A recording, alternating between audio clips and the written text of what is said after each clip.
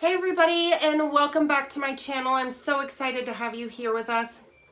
Today I'm going to be talking about the 4 things that could possibly be getting your account flagged by eBay and what it is that you can do about it. So first off, I just want to tell you, please hit the subscribe button below and the little bell so that you can be getting notified about our videos.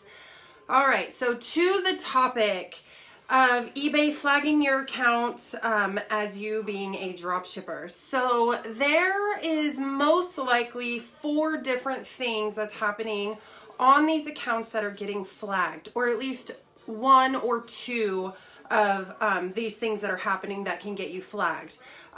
One of them is your software that you're using. Is it linked to the API?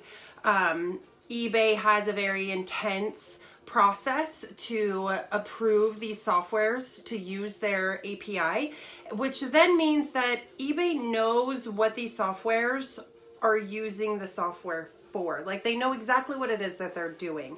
And so the API is definitely a dead giveaway of you being a dropshipper. The second thing that could be happening is with the multiple locations. And what that is when you list your item, you need to put in there where the item is physically at and where it's going to be like shipped from. Now, you put in your location on that, but then whenever you enter in your tracking number, it's going to show where the item first came from. And if that's not matching your location that is within the listing, then eBay's automatically going to flag you. It is against their terms of service. They have that put in there. They have even, there's been videos of people who have called multiple reps, and these reps are saying it is a misinterpretation of the item location, and so they want to make sure that you are putting in the correct location of where the item is at.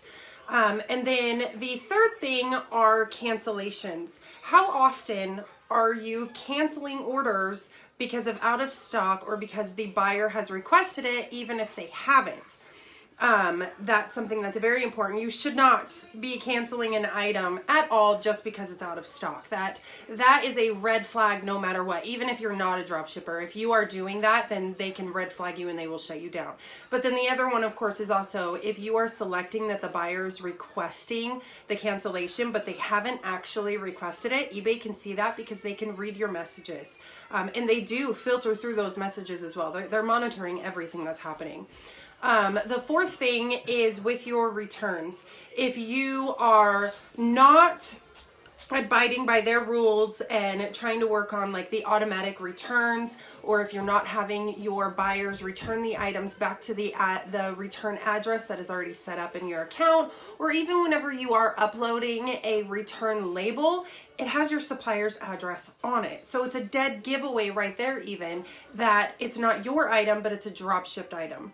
So now we're going to get into, now that we've gone over what it is that eBay could be flagging you with, now we're going to go through how you can keep that from happening. So number 1 with the API is choose software that does not link into the API, or if you do want to use a software that is linked, make sure that it's not a dropshipping specific software. Find software that even caters to non-dropshippers and use those. I do know that Sku Grid, which I will even have a link in the description below, Sku Grid, which has a lister and a price monitor, and they support well over 800 different suppliers.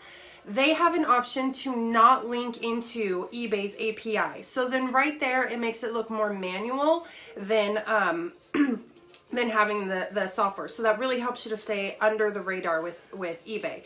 And then if you're wanting an auto ordering process to help you, Spot and Paste is a great extension that you can add on there that is not linked to an API. It also works with every single supplier that you want to use. And so it's a great option, especially to use with Sku Grid, because then you'll be able to list multiple items from multiple places, but then also have a semi-auto ordering system set up with you. And I will also have a link to that in the description below.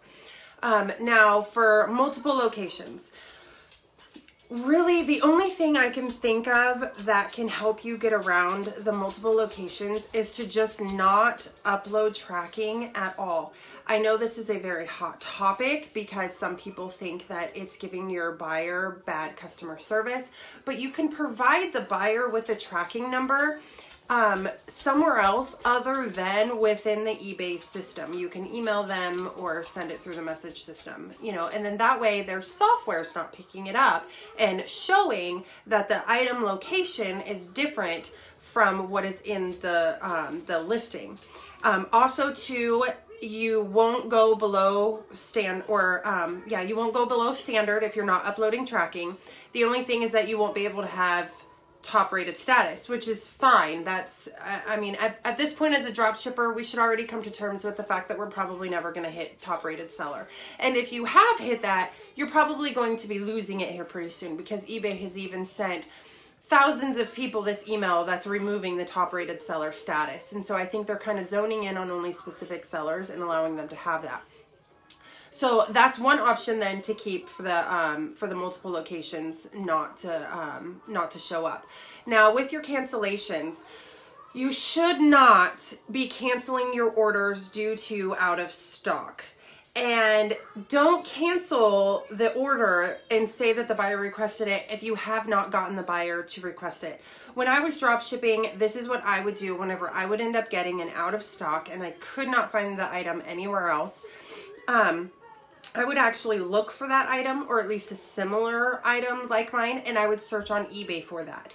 And then I would prepare my message and I would write it something like, "Hi, I regret to inform you, but upon inspection before shipping out your item, we noticed that it is damaged. It's not suitable for shipping. We've reached out to our manufacturer. Unfortunately, they don't have any more in stock, and they have no estimated date of when they're going to have it in, which then means that it could be well over 60 to 90 days before we can get your item." What we have done is we have searched on eBay to see if this item is available to you with any other sellers, and we have found the item. Insert link here.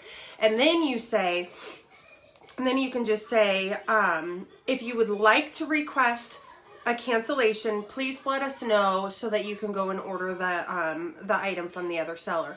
If we have not heard back from you within 48 hours, we will assume that you are requesting to cancel the order, and we will go ahead and cancel that for you.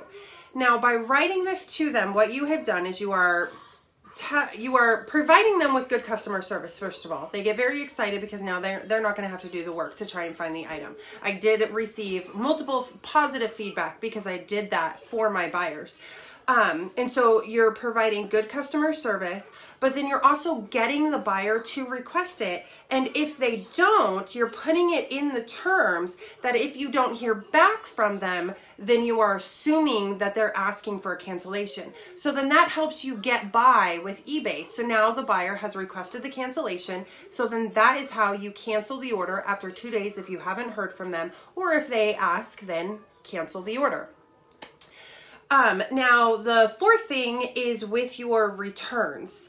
I recommend that you put in your return address within your account as your own home address. Now, this is not going to work for if you are doing international selling. So if you live in the UK, but you're selling in the eBay US, this probably won't work for you. So it'll only work for you if you're selling within your country and you can actually make it to your suppliers.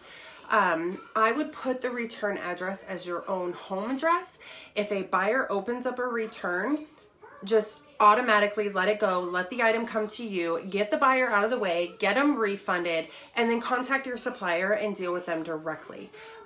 It's an easy way to get the buyer out of your hair, and then you can deal with your supplier. You will have the item physically in your hand so you can see what's going on with it. Plus, you can even take it into the supplier yourself, which then keeps it off of your account online.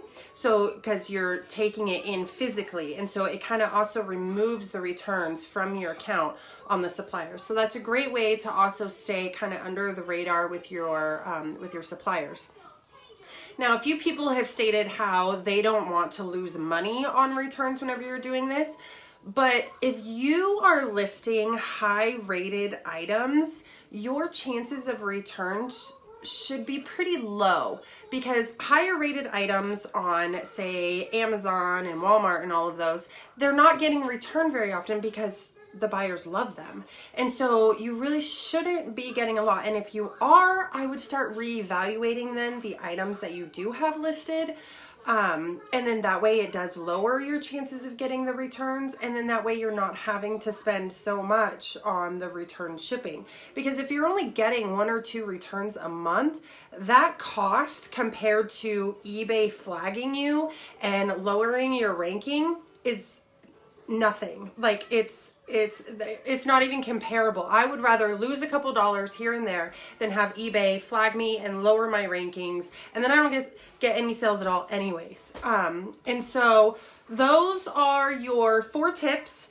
If you have any other tips or suggestions, feel free to put them in the comments. Let's share with the community. Let's help each other out so that we can be successful and we will overcome all of these obstacles now that eBay's wanting to throw at us, that they tend to love to throw at us every year to make it more difficult.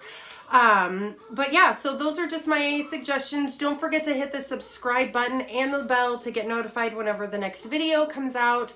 And let me know in the comments if what you think and what your suggestions are. All right, see you guys in the next video. Bye.